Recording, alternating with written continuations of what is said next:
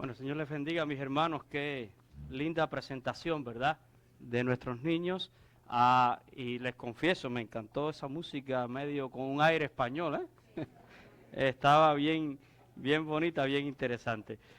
Dios les bendiga a todos, bienvenidos, ¿verdad?, a la casa del Señor en esta mañana, comenzando nuestra celebración de Semana Santa. Y quiero rápidamente, muy brevemente, dar los anuncios para esta semana, así que preste atención, ¿verdad? Primero que nada, vamos a hablar del coro y vamos a hablar de los hermanos que actúan en el drama del próximo domingo, así que vamos a tener ensayo hoy 3:30, los del drama 3:30 y el coro 6 de la tarde. Coro 6 de la tarde, los hermanos que participan en el drama a las 3:30 de la tarde. El miércoles, recuerden que vamos a tener entonces un tiempo muy especial de un estudio acerca de la pasión del Señor Jesucristo. El día viernes estamos acá y va a estar cancelado Los Robles el viernes. No tenemos, ¿verdad? Está cancelado. Pero estamos acá, viernes de crucifixión, 7:30, con un servicio especial para toda la iglesia. Y luego el próximo domingo pues vamos a tener nuestro tiempo de celebración, ¿verdad? Domingo de Resurrección. Y vamos a presentar la obra ¿Quién le llamará Rey de Reyes? Recuerden que el próximo domingo será un solo servicio, unido, ¿verdad?, a las 10 de la mañana, porque va a ser un poquito más extenso que lo que normalmente, ¿verdad?, hacemos cada domingo. ¿Martes se van a reunir los jóvenes adultos? 7:30. El martes se reúne, ¿verdad?, el ministerio de Edén. Así que por ahora son los anuncios que quiero dar a la iglesia. Y estoy volando sobre el tiempo porque ya nos queda poco, ¿verdad? Pero no nos vamos a ir sin escuchar la palabra del Señor en esta mañana. Y le he titulado a mi sermón La entrada triunfal. No podemos hablar de otra cosa en esta mañana que no sea ese momento, ¿verdad?, en que Jesús desciende del Monte de los Olivos para entrar en el templo allí en Jerusalén. Y estábamos leyendo este pasaje en el Evangelio de Lucas, pero la gran realidad es que los 4 evangelios nos relatan, ¿verdad?, y aportan diferentes elementos acerca de esta entrada triunfal. Así le llamamos nosotros, entrada triunfal. Y quiero regresar allí a la lectura devocional en el Evangelio de Lucas. En el versículo 28 comienza allí diciendo: dicho esto, iba adelante subiendo a Jerusalén. Y mi intención durante esta semana es que toda la palabra que se predique y todo lo que se enseñe, que usted pueda de alguna manera visualizarlo, ¿verdad? Como tener una película, no las de Hollywood, no las series de Netflix, no las series, ¿verdad?, de Prime, que le ponen muchas cosas que no tienen nada que ver con la palabra de Dios. La intención es que podamos entender contextos, la intención es que podamos entender qué celebraba el pueblo judío en esa semana y qué implicación tiene para nosotros esta celebración ahora como cristianos neotestamentarios. Por cierto que este año es uno de esos años donde coincide la Semana Santa precisamente con la celebración de la Pascua en Israel, ¿verdad? Ellos comenzaron también su celebración. Y dice el texto que Jesús iba adelante subiendo a Jerusalén. Lo he dicho muchas veces y tendré que repetir algunas cosas que quizás algunos de ustedes saben, pero recuerde que cuando se va a Jerusalén siempre se está subiendo, ¿verdad? Cuando nos vamos de Jerusalén estamos bajando de Jerusalén, porque Jerusalén es un promontorio, ¿verdad? Está sobre un monte. Y cuando vamos hacia allá estamos subiendo a Jerusalén.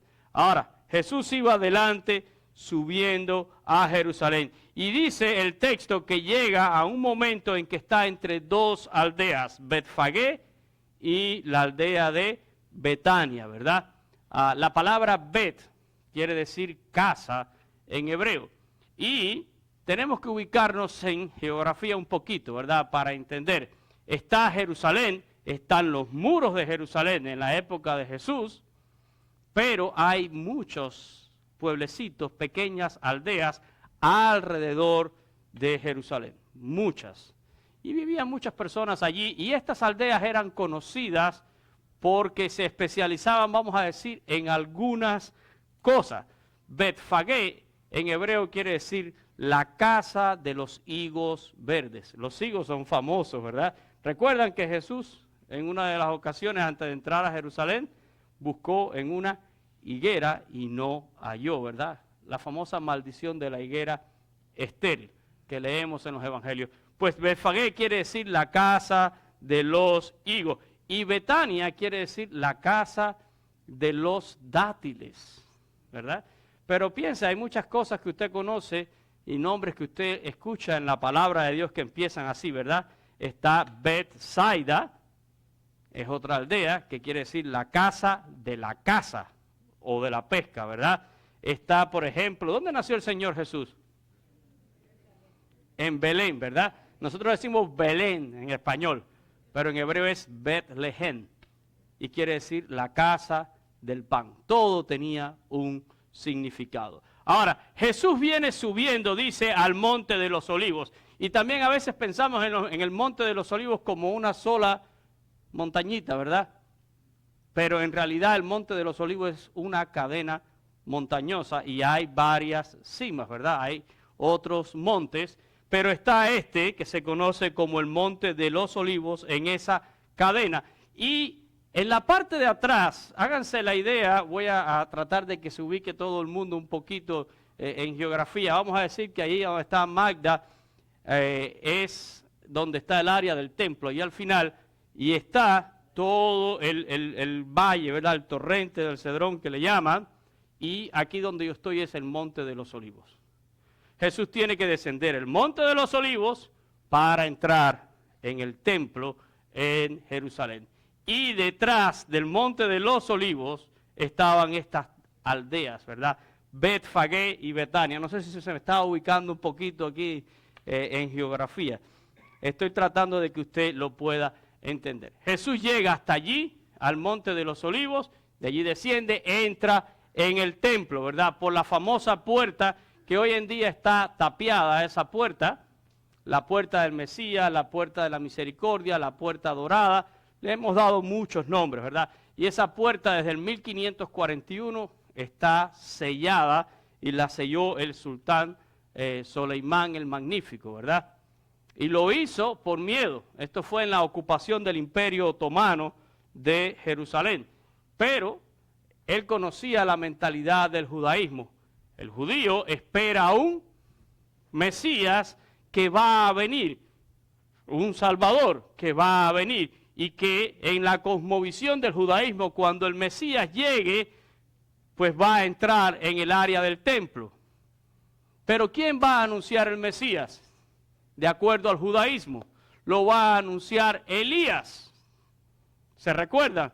Por eso se habla de Juan el Bautista como el Elías que había de venir. Pero Elías es sacerdote. Sacerdote no puede poner el pie en un cementerio, motivo por el cual Soleimán el Magnífico manda a construir todo un cementerio en la puerta, ¿verdad?, que está allí hoy en día. Tengo algunas fotos por ahí para ilustrarles eso, ¿verdad? Miren, esta es la famosa puerta dorada o la puerta de la misericordia, y detrás de esta puerta, donde están esos árboles atrás, pues allí era el área donde estaba el templo, en el pasado, en la época de Jesús. Y usted ve delante que hay tumbas y un cementerio y que la puerta está cerrada, ¿verdad? Este otro cementerio es un cementerio judío.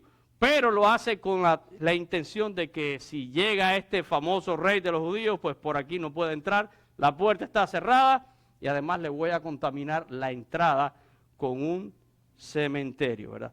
Así que cuando Jesús llega al monte de los olivos, dice que envía a 2 de sus discípulos a una aldea que estaba enfrente para encontrar un pollino, un asno joven, ¿verdad? Y dice que ningún hombre lo había montado, y conocemos la historia, no la voy a hacer otra vez. Los discípulos van y encuentran ese pollino y se lo traen a Jesús. Pero ellos fueron y Jesús manda hacer esto, ¿verdad? Para que se cumpla exactamente como estaba escrito en el libro del profeta Zacarías, porque todo lo que acontece con Jesús, y aquí es donde está el caso, ¿verdad? Miren, Cuando uno estudia el nacimiento de Jesús, todo era como lo había escrito el profeta, ¿verdad? Y también cuando estamos hablando de los eventos de la pasión del Señor, es también conforme a todo lo que está en la Escritura. En el libro del profeta Zacarías, capítulo 9 y versículo 9, miren lo que dice. Alégrate mucho, hija de Sión, da voces, ¿de qué? De alegría, hija de Jerusalén. He aquí tu rey vendrá a ti, justo, salvador, humilde y cabalgando ¿sobre qué? Sobre un asno, sobre un pollino, hijo de asna. Así que lo que está haciendo Jesús es conforme a lo que se había escrito acerca de él y acerca del Mesías que habría de venir. Y a veces uno piensa, ¿y dónde estas personas tenían, verdad, su entendimiento? Pero de alguna manera, dice Jesús, ¿verdad?, que su vista estaba allí velada. Luego en el versículo 35, si volvemos a la lectura devocional, se nos dice que los discípulos echaron sus mantos encima, subieron a Jesús y comienzan el último tramo de este viaje. Porque Jesús viene y llega y corona el monte de los olivos y ahora tiene que descender del monte de los olivos, la bajada del monte de los olivos, para entrar a el templo en Jerusalén, ¿verdad? Y en este tramo, que no es un tramo muy largo, es un tramo que tendrá, si acaso, una milla o algo así. Y nos dice que cuando va en esta bajada, que ya está cerca, la gente comenzó a gozarse y a dar grandes voces por todas las maravillas que habían visto.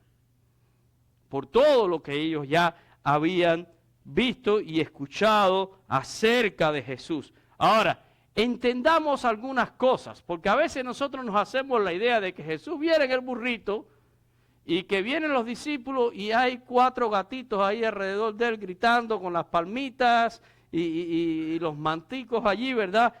Pero entendamos, ¿qué se estaba celebrando en Jerusalén? Se está celebrando la Pascua judía y son miles y miles y miles que están subiendo a Jerusalén. Por tanto, hay grandes caravanas. Y créanme que eran 3 o 4 entradas para llegar a Jerusalén, ¿verdad? Por alguna de sus puertas. Los que venían por un lado, los que venían por otro. Pero este camino es precisamente el camino que más se usaba, porque es el que venía incluso de Jericó. Así que entendamos que hay muchas personas que están subiendo allí. Quiero leer ahí en Juan capítulo 12, versículos 12 y 13, para que entendamos algunas cosas. Dice, el siguiente día grandes multitudes que habían venido a la fiesta al oír que Jesús venía a Jerusalén, tomaron ramas de palmeras y salieron a recibirle y clamaban, Hosana, bendito el que viene en el nombre del Señor, el Rey de Israel. Pero nos dice el versículo 12, y Juan lo aclara, ¿verdad?, que eran grandes. Ya una multitud de por sí nos está diciendo que son muchas personas. Juan exagera y dice, grandes multitudes. Así que entendamos el tamaño del alboroto que hay cuando está entrando Jesús. Por su lado, Mateo nos dice algo también interesante. Mateo capítulo 21, versículos 8 y 9. Mateo habla de una multitud, dice, y la multitud que era muy numerosa tendían sus mantos en el camino y otros cortaban ramas de los árboles y las tendían en el camino. Y en el versículo 9 dice, y la gente que iba adelante y la que iba detrás. Así que nos deja saber el texto que Jesús está realmente en una caravana de gente. Es uno más que está entrando en Jerusalén, pero no es uno más y no es uno más. Entendamos, hay gente que va adelante, pero también hay gente que van detrás. Y todos iban diciendo, Hosana al Hijo de David, bendito el que viene en el nombre del Señor, Hosana en las alturas, ¿verdad? Y este mismo clamor nos demuestra la idea equivocada que tenían la gente acerca de quién es este que va entrando en Jerusalén, ¿verdad? Bendito el rey que viene en el nombre del Señor. Pero no se están dando cuenta de que es un rey que no es un reino de este mundo, como Jesús después le dice a Pilato, ¿verdad? Mi reino no es de este mundo. Él es rey de reyes, Él es señor de señores. Pero la gente tenía una expectativa equivocada porque la gente estaba pensando en un líder que viene y que va a redimir a Israel, no de sus pecados, sino del dominio romano. Del dominio romano. Y recuerden que los romanos supervisaban muy bien la fiesta de los judíos. ¿Por qué? Porque cuando hay fiesta, se puede armar, ¿qué cosa? Una revuelta. Una revuelta. Así que yo quiero que ustedes judíos hagan su fiesta, pero que las hagan en paz, ¿eh?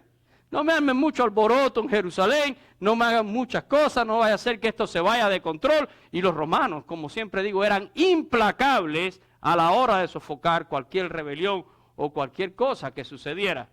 Motivo por el cual, cuando se está armando este gran alboroto, y ahora trate de imaginar miles y miles de personas dando voces, Hosana, bendito el que viene en el nombre del Señor, y proclamando que viene entrando aquí en un ¿qué?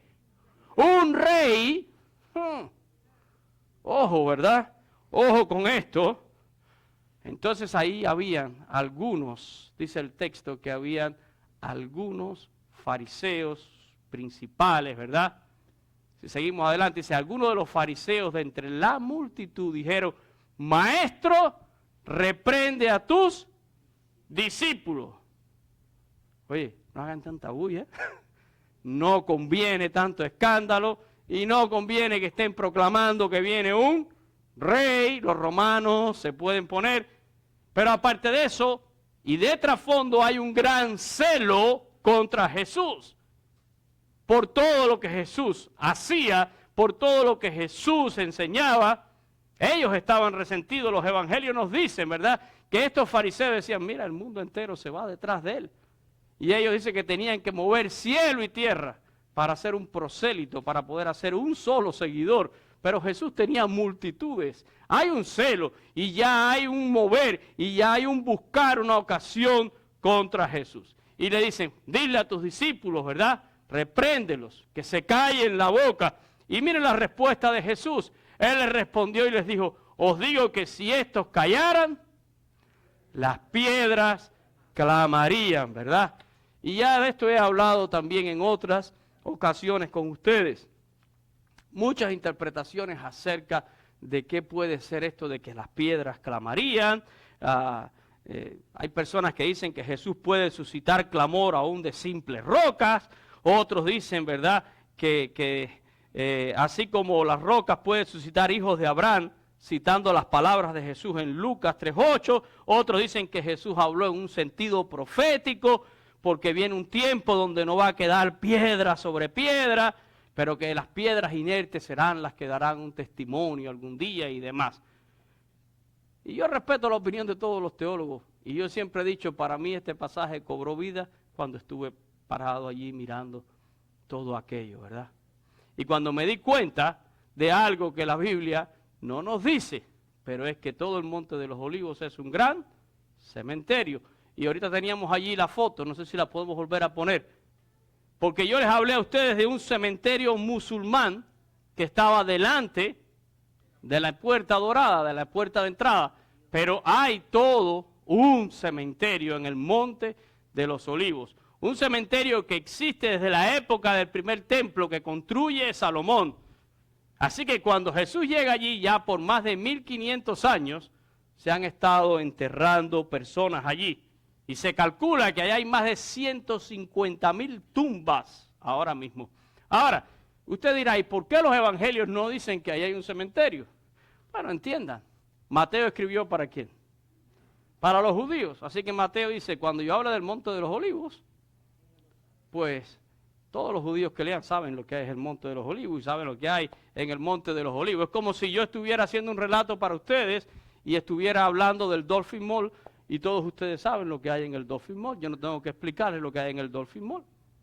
Mateo no está pensando en todos nosotros 2000 años después y del otro lado del mundo. ¿Tenemos la foto o no la tenemos? La foto, ñaño, ¿la tenemos o no? ¿Eh? La otra que se ve en las tumbas.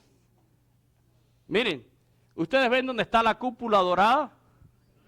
Bueno, ahí es el área del templo. Jesús tenía que entrar por esa puerta, pero tenía que bajar. Y ahí está toda esa área que es un gran cementerio. ¿Habían árboles de olivo? Sí. Incluso Getsemaní está en la parte de abajo, que Getsemaní quiere decir la prensa de aceite. Ahora, entendamos otra vez algunas cosas de fondo en cuanto al judaísmo para entender un poco más este pasaje. Porque en el judaísmo, la doctrina del judaísmo establece que cuando el Mesías venga, ellos van a resucitar. Y vamos a entrar con el Mesías al templo. Y por ese motivo los judíos se hacen enterrar ahí con los pies hacia la puerta dorada, ¿verdad? En esperas de un Mesías que para ellos todavía no ha llegado. Y ese es el gran problema, que el Mesías viene entrando. Y si ustedes notan, allí, ¿verdad? No hay flores. El judío no usa flores. Yo lo he explicado en otras ocasiones. El judío va al cementerio y coge una piedra y la pone, ¿verdad? La flor se destruye, pero la piedra es perpetua. En el judaísmo la piedra es muy importante. Es memoria, es memorial. De hecho, donde quiera que usted visita en Israel, en cualquier lugar que usted va, hay una piedra memorial, siempre para hablar del lugar, porque es como si esta piedra nos contara, ¿verdad? Esta piedra podría hablar y contarnos lo que pasó aquí, ¿verdad? Así que entendamos esto, ¿verdad? Ustedes piensan que cuando venga el Mesías van a resucitar, van a entrar al templo, ¿verdad? Pero el gran problema es que el Mesías está entrando ahora mismo. El Mesías está entrando ahora mismo para dar su vida en la cruz, para morir, para resucitar. Asocien, ¿verdad? Estamos hablando de las tumbas y de las piedras puestas en las tumbas, ¿verdad? Jesús dice, si esta multitud que está proclamando que el rey ha llegado, bendito el que viene en el nombre, si ellos callan, las piedras hablarían, ¿verdad? La llegada del Mesías traerá la resurrección de la muerte, de acuerdo al judaísmo, ¿verdad? El triunfo sobre la muerte. Y la gente estaban clamando, bendito el rey que viene en el nombre del Señor. Sálvanos ahora, porque eso es lo que quiere decir la palabra Hosana, ¿verdad? Así que con una idea distorsionada, pero aquella multitud ya estaba proclamando quién era el que estaba llegando. Luego en el verso 41, si regresamos a la lectura devocional, Lucas nos dice que llegando cerca de la ciudad, cuando Jesús está en este viaje, en esta bajada, dice que al verla lloró sobre la ciudad. Y ahí existe un lugar hoy en día. ¿Quién sabe dónde fue, verdad? Exactamente. Pero como es todo en Israel, hay un lugar que está marcado y ese lugar tiene un nombre en latín, Dominus Flevit, que traduce el Señor lloró. Y existe una iglesia allí que la construyó el famoso Barlucci, el arquitecto que tiene muchos memoriales en Israel, y la catedral es en una forma de una lágrima para recordar el lugar donde Jesús lloró. Si fue ahí o no fue ahí, olvídese. No estamos para adorar lugares, pero el hecho es que Jesús llora sobre Jerusalén. Y la palabra que usa Lucas aquí para llorar no es un llanto de un sollozo, ¿verdad? Sino dice que era algo audible, algo fuerte. Jesús literalmente lloró con fuerza por Jerusalén. Y en su llanto el Señor dijo, oh, si tú también conocieses a lo mejor en este tu día lo que es para tu paz. Mas ahora están, ¿qué cosa? Encubiertos tus ojos. Y entendamos un poquito el sentimiento de Jesús, ¿verdad? Porque Jesús es Dios deshumanado. 100% Dios, pero 100% hombre. Y tiene este sentimiento y llora por Jerusalén. Llora, ¿verdad? En unos días Él va a morir en la cruz y no va a morir por causa de su pecado, porque Él no conoció pecado. Él va a morir por el pecado de la humanidad. Cargará sobre Él una gran agonía, como lo vemos después allí, ¿verdad? En el huerto de Getsemaní. Pero el Señor dice, y si también conocieses a lo menos en este día lo que es para tu paz, lo que es para tu paz.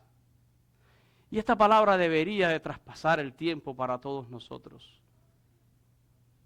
Porque yo digo, tanta gente que vive en agonía en este mundo y no conocen lo que es para su paz. Pero Jesús dice, ahora están encubiertos tus ojos y no ves, ¿verdad? Y alguno pudiera pensar, ¿será que es que Dios no está permitiendo que ellos se den cuenta de que Él es el Mesías?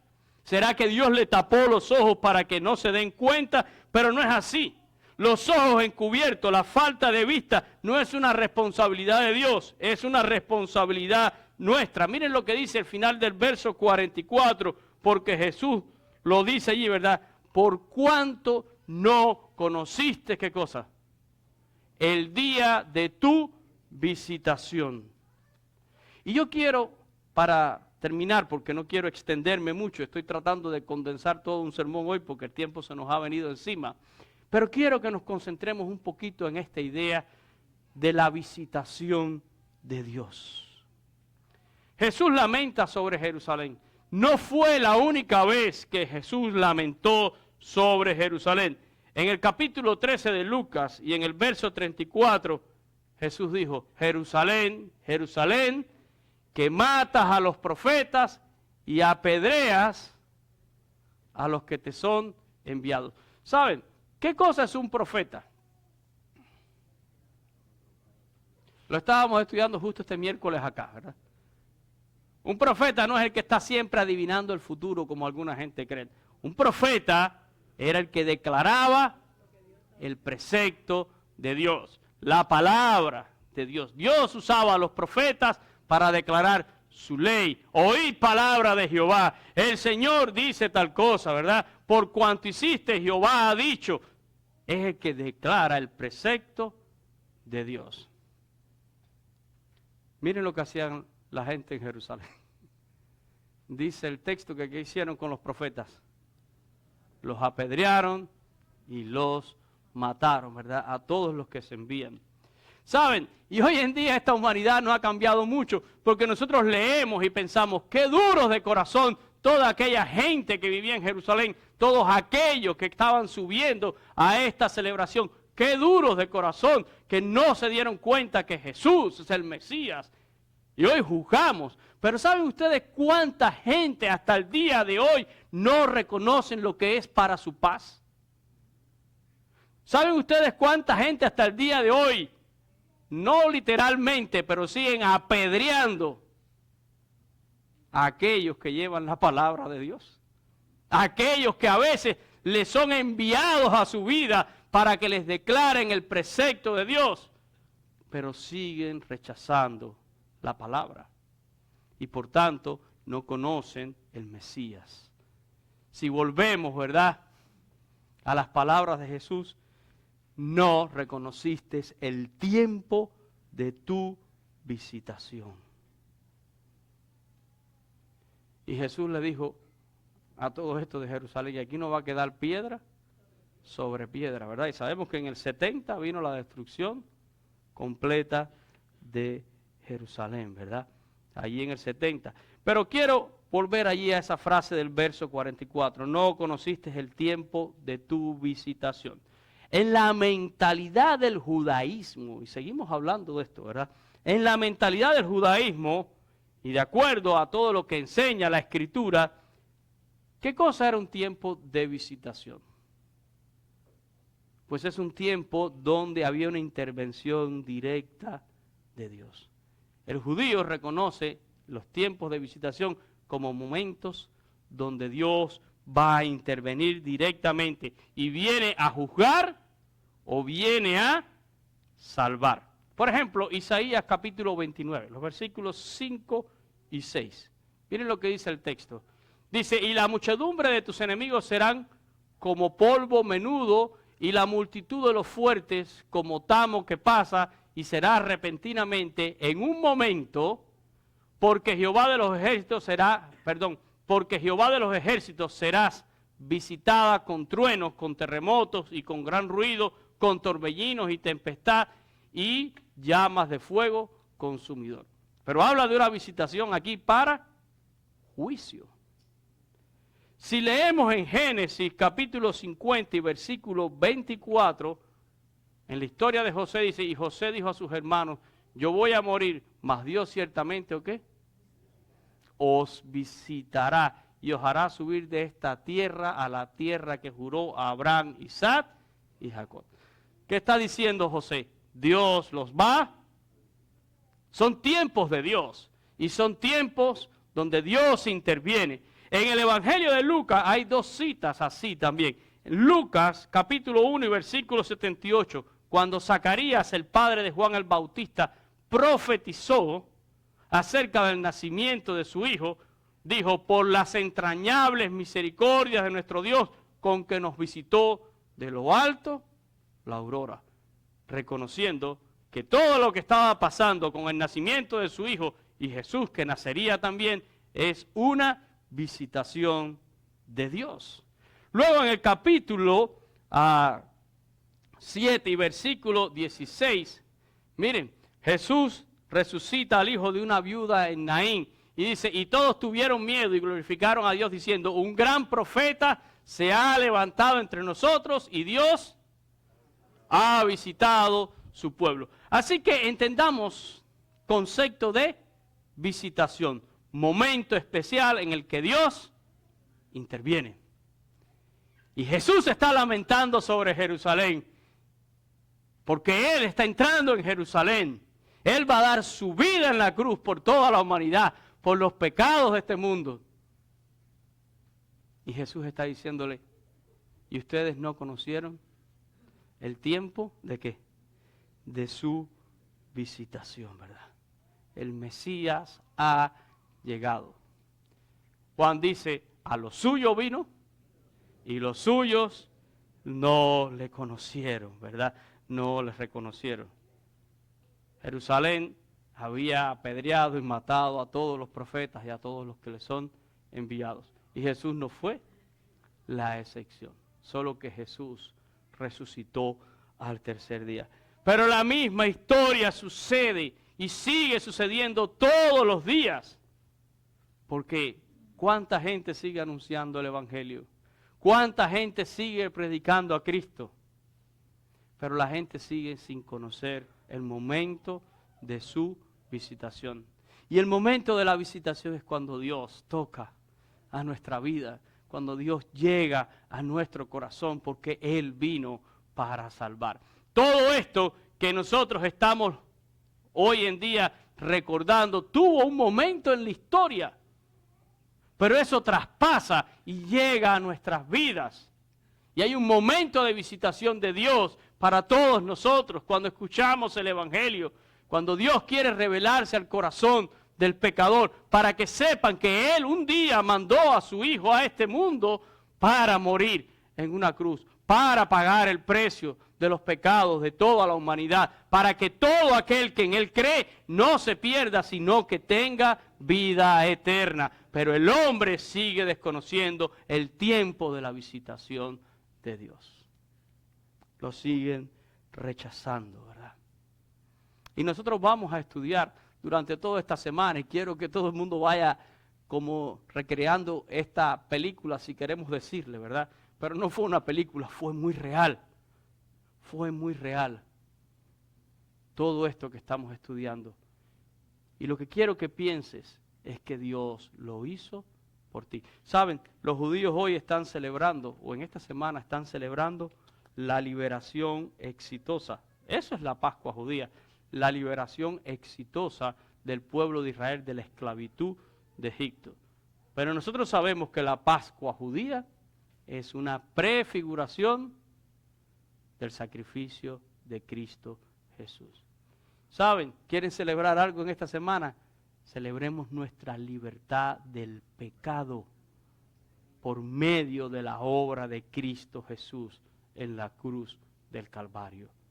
Él vino para libertarnos. Hay una canción que cantamos acá cada rato que me encanta, que dice: libre soy, libre soy. Las cadenas se han roto, ¿verdad? Por medio de la obra de Jesús. Y yo no sé si todos los que estamos aquí hemos reconocido el tiempo de la visitación de Dios. Pero si tú no has reconocido el tiempo de la visitación de Dios en tu vida, la invitación es que consideres a aquel que te amó tanto, que vino y se entregó. Hoy en la mañana Rafa nos hacía el devocional con la banda y hacía la reflexión de ese texto en Isaías que decía que como cordero enmudecido iba delante del que lo trasquilaba, ¿verdad? Cristo fue obediente hasta la muerte y muerte de cruz. Por ti, por mí, por todos. Pero por todos los que le conocen, por todos los que lo aceptan. Lo hizo por todos, pero no tiene valor si tú no lo reconoces. No tendrá ningún valor para ti. Pero para todo aquel que le conoce, para todo aquel que se reconoce delante de Dios como un pecador, no hay una historia más preciosa que la muerte y la resurrección de Cristo, ¿verdad? Lo que nos decía Ernesto en la mañana cuando comenzó también el tiempo devocional. ¿Cómo es, Ernesto? La vida sin Cristo es un fin, sin esperanza. Y la vida con Cristo es una esperanza sin fin. Eso está profundo, ¿eh? Y es hermoso, es hermoso. Sin Cristo, la vida es eso. No hay esperanza de nada. Vas a morir y todo acabó. Pero en Cristo es una esperanza sin fin, porque es una eternidad con Dios. Vamos a orar en esta mañana. Padre, te damos gracias, Señor, por tu palabra y gracias porque podemos una y otra vez volver sobre esta historia maravillosa, Señor. La historia de la cruz. Gracias porque tú nos rehusaste ir a la cruz. El autor de Hebreos dice que por el gozo que estaba puesto delante de ti, tú menospreciaste el oprobio de la cruz. Porque en la cruz morían solo los malhechores, los peores, la escoria de este mundo. Y tu palabra dice que tú te humillaste por obediencia y fuiste hasta esa muerte, muerte de cruz. Y allí pagaste el precio de mi pecado y el pecado de toda la humanidad. Pero el mundo no te conoce, Señor. Cuando Jesús lamentó sobre Jerusalén, ese mismo lamento está sobre cada uno de nosotros. Porque, Señor, la humanidad entera te rechaza. Son pocos los que verdaderamente te reconocen y caminan contigo ahora. Tú, Señor, lloraste con un gran llanto y lamentaste por aquella ciudad y lamentas por cada vida que se pierde. Cada segundo que pasa, miles de personas mueren en este mundo. Van a una eternidad sin Dios. Y sabemos, Señor, que es a una condenación eterna. Tu palabra es clara.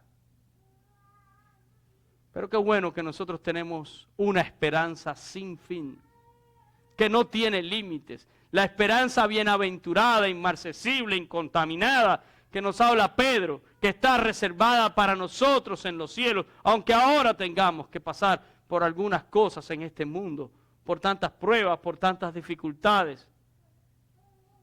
Y aún llegará la muerte.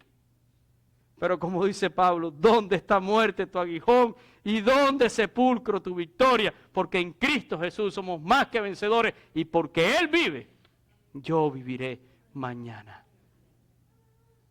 Qué gran esperanza tenemos, Señor. Ayúdanos a recordar y ayúdanos a proclamar este maravilloso evangelio que es evangelio de salvación. Y Señor, si hay alguna persona en este lugar, a través de las redes, que nos está escuchando y que no ha reconocido el momento de su visitación, pero hoy siente que Dios está tocando a su vida, que hoy está tocando su corazón, que hoy pueda abrirlo y que pueda reconocerte como su Salvador y que te haga el Señor de su vida. Que tu palabra no vuelva vacía y que muchos se puedan reconciliar contigo por medio de la obra de Cristo. Oramos en su nombre. Amén y amén. Y si alguien quiere hablar acerca de su salvación, yo estoy a la disposición para hablar con usted, para explicarle más acerca de todo esto en un ambiente quizás más privado. Pero por favor, reconozca el día de la visitación de Dios a su vida y ábrale las puertas de su corazón al Señor. Que Dios me les bendiga, mis hermanos, en esta mañana. Recuerden, el miércoles estamos, el viernes estamos, 7